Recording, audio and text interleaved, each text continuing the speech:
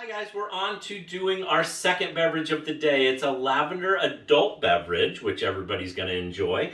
We got it from a .com site called yumly.com. They have all sorts of lavender beverages on there, as well as all sorts of other things. They're a fun little site. You can go find all sorts of things for you.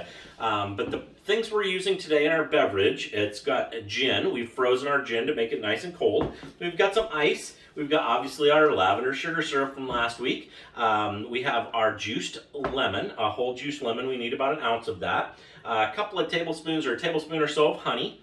We have our glass, obviously, measuring devices, and shaker. So this is what we're going to start off with. The recipe calls for 1 ounce of lavender honey simple syrup. So we're going to use lavender sugar syrup. And I am going to use approximately an ounce. I'm going to pour this in, and we're going to use about an ounce. So that's about an ounce of our sugar syrup. It wants us to use about an ounce of fresh squeezed lemon juice. We got right at an ounce of fresh squeezed lemon juice. You could probably add a little bit more if you like, or a little less. A lot of these recipes you can kind of tweak to what you like. It's going to have 2 ounces of gin. So we're going to get 2 of these. And 2 ounces of gin. I like to have my gin nice and cold. I just like that better when it mixes. It's going to give it a nice fresh flavor. Warm gin's a little bit harsh for me, so I like it when it's nice and cool. Then we're going to take about a tablespoon of honey, and we're going to put that all in there together. All right. Then we add a little bit of ice. So I'm get it nice and cool.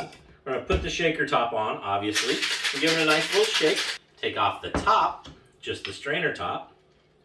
We're going to pour that right in.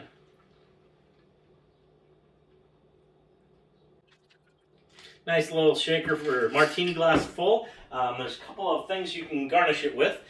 They said to garnish it with a little bit of lemon twirl and a little bit of lavender. And so that there is our lavender bee's knees made with gin. Thank you, yumly.com, for the wonderful recipe.